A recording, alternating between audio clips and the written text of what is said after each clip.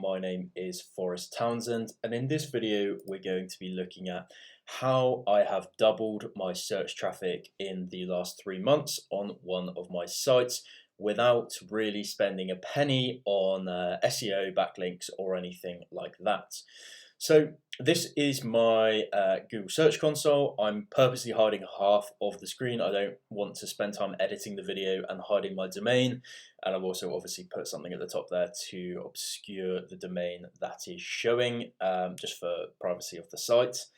But if we look here on the left-hand side, so we're looking at kind of mid to late April. This site was generating 361 clicks that day and 16,000 impressions. And now if we look to the kind of recent days, we've doubled the amount of impressions to 32,000 and the clicks are at 660, and as we said here, they were at 360. So we've more or less doubled the impressions and the clicks on the site within the last sort of 2 to 3 months, which is really, really good, and hopefully we will continue to do so.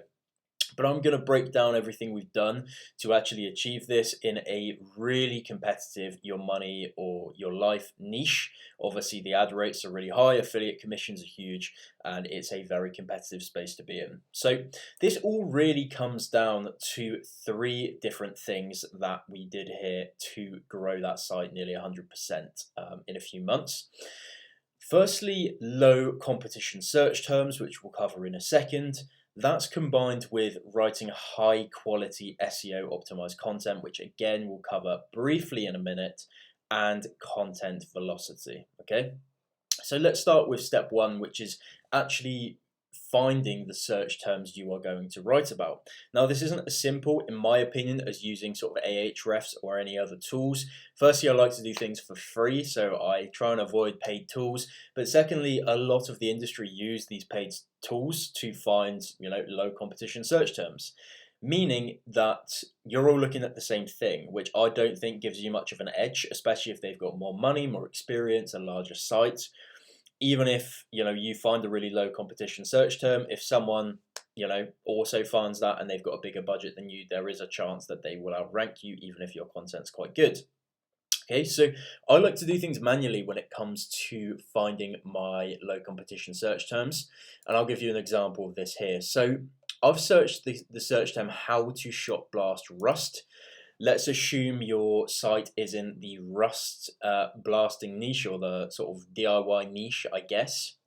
And the only thing I'm using here to help us out is a free Chrome extension called Mozbar, which is completely free. Sign up with a free account to Moz, or a community account, I believe it's now called, and you will have access to Mozbar, which is a really, really useful tool.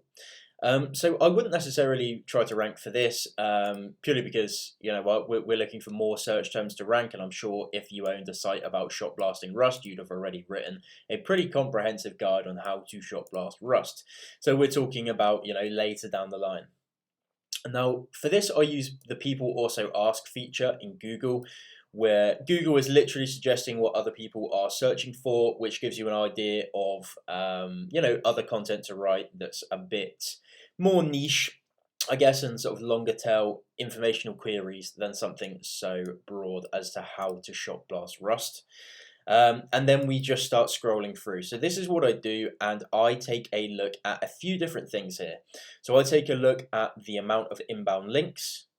Here there's none, which is great. I'm looking for content ranking here and getting the snippets where they have pretty much no inbound links to this page. Domain authority as well. I like to look at sites that are roughly the same domain authority as me. So if I have a site with a domain authority of 25, this is really appealing to me because they're ranking for how do you blast Rust, and they've got no links and a relatively similar domain authority. And we just kind of rinse and repeat this and just keep opening these up, and you see here, will Rust come back after sandblasting? They've got 13 inbound links, which we could look at if we want to on Moz, and they've only got a domain authority of 10, and they're ranking for this. And it was, where's that, 2018, so it's old content now. So we can open the content up and have a quick little look at what we're seeing here. I mean, from an SEO perspective, this isn't very user friendly. You know, they've got one small image, no real intro other than saying yes. These headers are not formatted properly, I can tell, and the content's just very thin, right?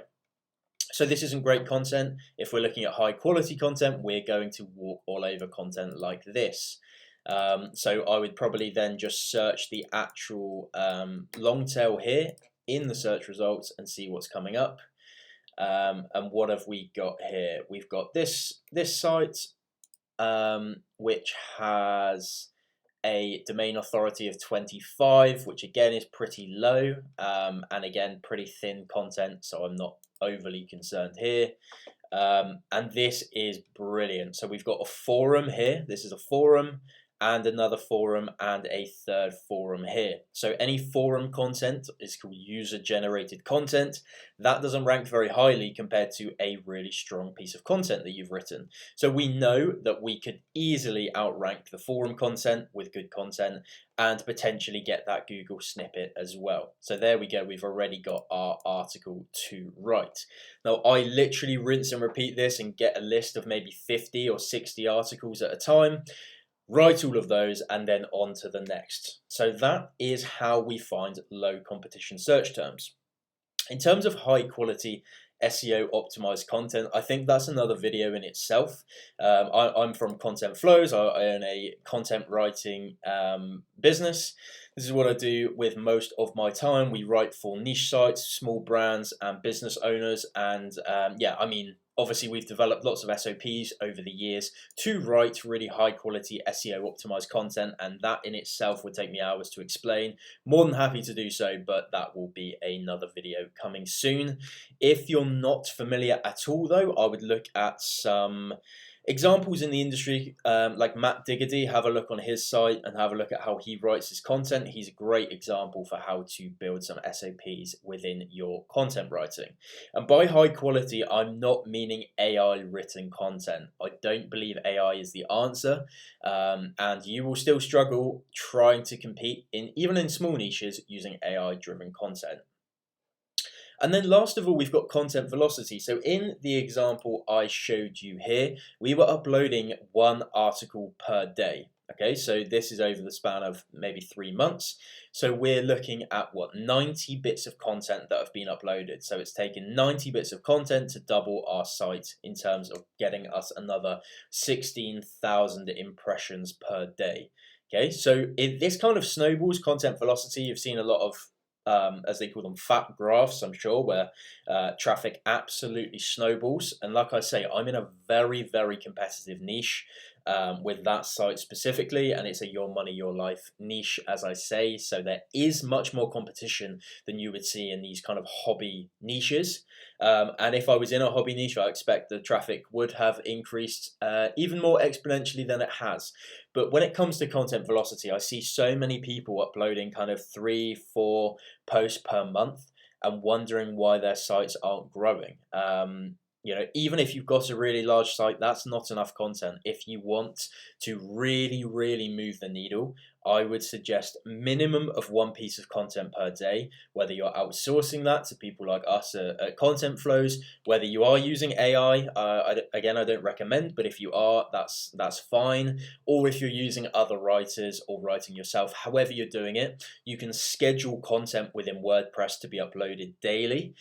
So what I would recommend doing, create yourself a bank of maybe 50 or 60 bits of content to write. Get them written or write them yourself, and then schedule them to be uploaded. So you're ticking that content velocity box. Therefore, you're at least, a month, maybe 2 months ahead in your content cycle. So you never fall behind and you always have content being uploaded daily.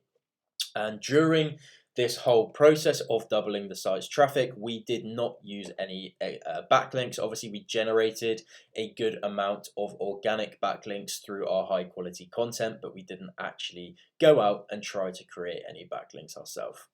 So hopefully you found this useful, just a small kind of case study, very high level of what we've done. Obviously, I will break these down in a lot more detail, especially around the high quality SEO content, because I think that is ultimately what moves the needle in search engines. But hopefully you found some kind of value in the video and it's inspired you to increase your content velocity and start going after these low competition search terms.